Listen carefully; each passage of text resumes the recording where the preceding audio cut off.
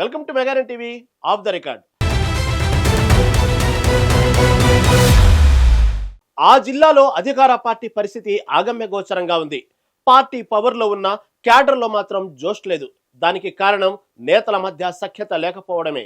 ముఖ్యమంత్రి పర్యటించినా, మంత్రులు హెచ్చరించినా మా దారి మాది అంటున్నారు ఆ నియోజకవర్గ నేతలు. లీడర్లు తక్కువ, గ్రూపులు ఎక్కువ అన్న చందంగా తయారైంది అక్కడి పరిస్థితి. అసలు సిద్దిపేట జిల్లా కాంగ్రెస్ లో ఏం జరుగుతోంది? ఫ్లెక్సీల సాక్షిగా బయటపడ్డ విభేదాలేంటి? హస్తం పార్టీలో ఈ గ్రూప్ వారికి ఫుల్ స్టాప్ పడేది ఎప్పుడు? Let's watch.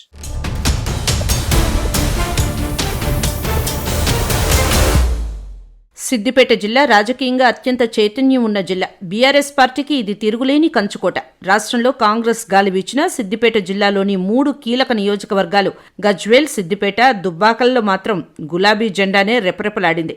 మాజీ సీఎం కేసీఆర్, మాజీ మంత్రి హరీష్ రావు లాంటి ఉద్దండులు ఇక్కడి నుంచి ప్రాతినిధ్యం వహిస్తారు. అధికారం చేపట్టిన తర్వాత కాంగ్రెస్ ఈ జిల్లాపై ప్రత్యేక దృష్టి సారించింది. పట్టు సాధించాలని గట్టిగానే ప్రయత్నిస్తోంది.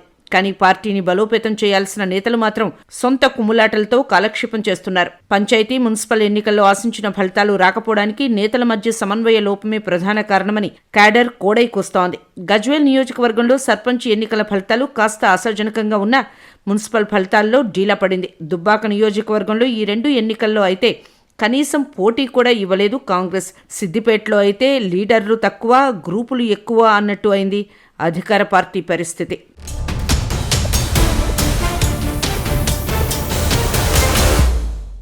గజ్వేల్ నియోజకవర్గంలో వర్గపోరు వీధికెక్కింది. గతంలో మంత్రి వివేక్ పర్యటనలో మాజీ మంత్రి నర్సారెడ్డి, మైనంపల్లి హనుమంతరావు అనుచరులు బాహాబాహికి దిగడం రాష్ట్ర వ్యాప్తంగా చర్చనీయాంశమైంది. ఎస్సీ సెల్ అధ్యక్షుడిపై దాడి కేసులో సొంత పార్టీ నేతలే నర్సారెడ్డిపై కేసులు పెట్టే స్థాయికి వివాదం వెళ్లింది.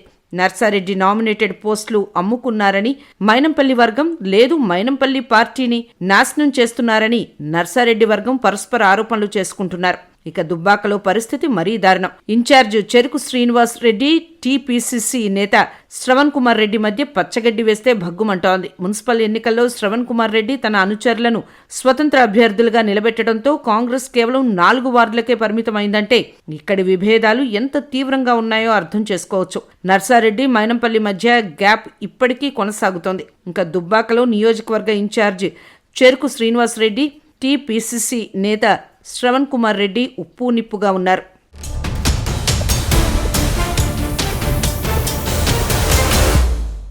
ఇక సిద్దిపేట నియోజకవర్గంలో అయితే పార్టీలో ఓ 5 మంది చెప్పుకోదగ్గ లీడర్లు ఉంటే వారే 5 గ్రూపులుగా విడిపోయి పార్టీని నాశనం చేస్తున్నారన్న విమర్శలు ఉన్నాయి. తాజాగా సీఎం రేవంత్ రెడ్డి సిద్దిపేట జిల్లాలో పర్యటించారు. ఈ పర్యటనలో 775 కోట్ల రూపాయలతో అభివృద్ధి పనులకు ప్రారంభోత్సవాలు, శంకుస్థాపనలు చేశారు. పామాయిల్ కర్మాగారాన్ని ప్రారంభించి రైతులకు అంకితం చేశారు. 70 లక్షల మంది రైతన్నలకు రైతు భరోసా నిధులను విడుదల చేశారు. ఇంత ప్రతిష్టాత్మకంగా కార్యక్రమాలకు సీఎం వస్తే జిల్లా నేతలు మాత్రం ముష్టి యుద్ధానికి దిగారు. సీఎంకి స్వాగతం తెలిపేందుకు ఏర్పాట్లు చేసిన ఫ్లెక్సీలతో వర్గ విభేదాలు మరోసారి బయటపడ్డాయి. ఎవరికి వారు వేర్వేరుగా ఫ్లెక్సీలు పెట్టుకుని తమకు గిట్టని నేతల ఫోటోలు మాత్రం ఆ ఫ్లెక్సీల్లో పెట్టలేదు.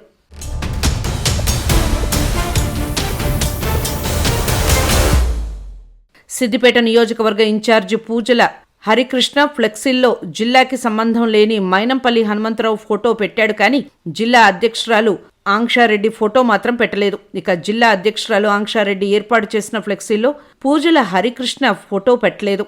మరికొంతమంది సీనియర్ నేతలు, డీసీసీ అధ్యక్షురాలు పూజల హరికృష్ణ ఫోటో లేకుండా ఫ్లెక్సీలు ఏర్పాటు చేశారు. ఇలా ఎవరికి వారు ఫ్లెక్సీలు పెట్టడంతో కార్యకర్తలు అయోమయంలో పడ్డారట. సీఎం వస్తే పర్యటనను విజయవంతం చేయాల్సింది పోయి ఫ్లెక్సీల లొల్లేంటని నేతలపై గుర్రుగా ఉందట క్యాడర్.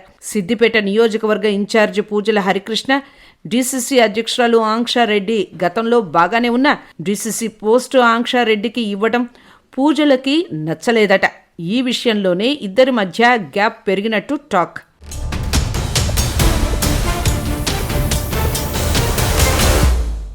ముఖ్యమంత్రి అధికారిక పర్యటనలు సాధారణంగా పార్టీ శ్రేణుల్లో ఉత్సాహాన్ని నింపుతాయి. కానీ తాజాగా జరిగిన సిద్దిపేట పర్యటన మాత్రం అధికార పార్టీలో విభేదాలను బహిర్గతం చేసింది. నిన్నటి వరకు పార్టీకి వెన్నుముగ్గా ఉన్న కీలక నేతలు సీఎం ప్రోగ్రాంకు గైర్హాజరు కావడం ఇప్పుడు రాజకీయ వర్గాల్లో చర్చనీయాంశంగా మారింది.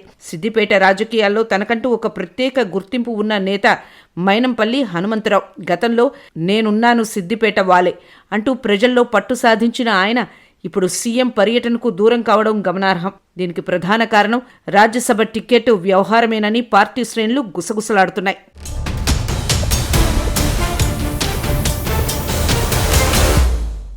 రాజ్యసభ స్థానం ఆశించిన మైనంపల్లికి అధిష్టానం నుండి ఆశించిన హామీ లభించలేదని సమాచారం. ఈ విషయంలో ముఖ్యమంత్రితో ఆయనకు తీవ్రమైన విభేదాలు తలెత్తాయని, అందుకే ఆయనతో పాటు తనయుడు మైనంపల్లి రోహిత్ రావు కూడా సీఎం పర్యటనకు హాజరు కాలేదని స్పష్టమవుతోంది. కీలక సమయంలో తండ్రి కొడుకులు ఇద్దరూ కనిపించకపోవడం కేవలం యాదృచ్ఛికం కాదని, ఇది ఉద్దేశపూర్వక నిరసనేనని రాజకీయ విశ్లేషకులు భావిస్తున్నారు. కేవలం మైనంపల్లి కుటుంబమే కాకుండా దుబ్బాకకు చెందిన కీలక నేత శ్రవణ్ కుమార్ రెడ్డి కూడా ఈ పర్యటనలో ఎక్కడా కనిపించలేదు.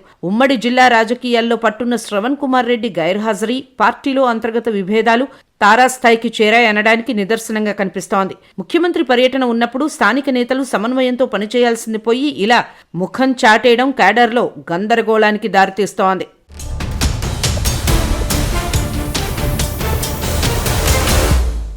పర్యటన ఆద్యంతం అధికార ప్రోటోకాల్ ప్రకారం సాగిన రాజకీయంగా మాత్రం వెలితి స్పష్టంగా కనిపించింది. ఉమ్మడి మెదక్ జిల్లాలో పట్టున్న నేతలు ఇలా అసంతృప్తితో ఉండడం రాబోయే ఎన్నికల దృష్ట్యా పార్టీకి ఇబ్బందికరంగా మారే అవకాశం ఉంది. రాజ్యసభ సీటు అంశం చిలికి గాలివాన్లా మారి మైనంపల్లి వర్గం పార్టీకి మరింత దూరం జరుగుతుందా లేదా అధిష్టానం బుజ్జగింపు చర్యలు చేపడుతుందా అన్నది ఇప్పుడు సస్పెన్స్ గా మారింది. మొత్తానికి ముఖ్యమంత్రి పర్యటన అభివృద్ధి పనుల కంటే నేతల అలకపాన్పుల వల్లే ఎక్కువ వార్తల్లో నిలిచింది. 2029లో సిద్దిపేట నుంచి కాంగ్రెస్ ఎమ్మెల్యే గెలిస్తే మంత్రిని చేస్తానని సీఎం రేవంత్ హామీ ఇచ్చారు. గెలిచే మాట దేవుడెరుగు. మొదట ఈ గ్రూప్ వార్ ఫుల్ స్టాప్ పడితేనే పార్టీ కాస్త బలపడే అవకాశం ఉందని అనుకుంటున్నారట క్యాడర్. జిల్లాలోని గజ్వేల్, దుబ్బాక నియోజకవర్గాల్లోనూ పార్టీ పరిస్థితి అంతంత మాత్రంగానే ఉందని, ఈ 3 నియోజకవర్గాలపై దృష్టి పెడితేనే పార్టీకి రాబోయే పరిషత్ ఎన్నికల్లో పట్టు సాధించవచ్చు అని క్యాడర్ కోరుకుంటుందట.